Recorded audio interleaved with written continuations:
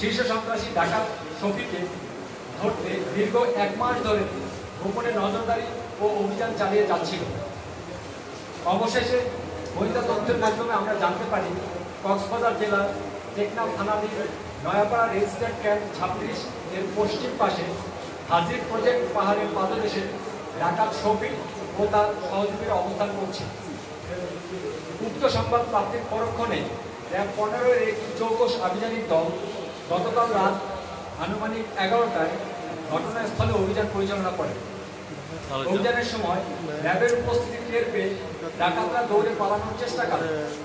RAB সদস্যরা ধাওয়া করে শফি ডাকাতকে আটক করতে সক্ষম হয়।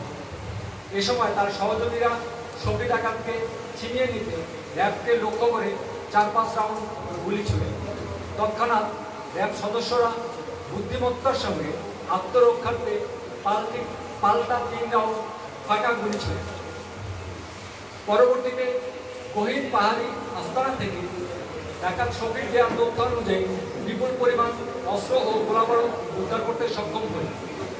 উদ্ধারকৃত আইটেমগুলোর মধ্যে একটি 1 শুটার গান, একটি এলজি, 2টি 1 নম্বর বন্দুক, 10টি এন্টি পার্সোনাল মাইন, 10টি ডেটোনেটর, 50টি তাজা রাইফেলের গুলি, 53টি রাইফেলের খালি কার্তুজ, 6টি শটগানের খালি কার্তুজ, 3টি গ্রেনেড এবং প্রায় 800 গ্রাম ক্রিস্টাল মেল আইস গ্রেপ্তার করতে আমরা সক্ষম হই।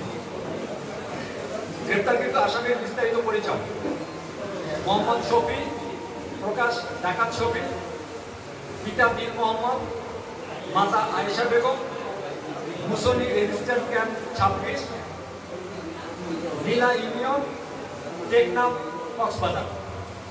উপস্থিত সাংবাদিক বৃন্দ, ডাকাত শফির নামে 2টি হত্যা, 2টি ডাকাতির প্রস্তুতি, 6টি অস্ত্র, 6টি মারামারি সহ মোট 21টি মামলা রয়েছে।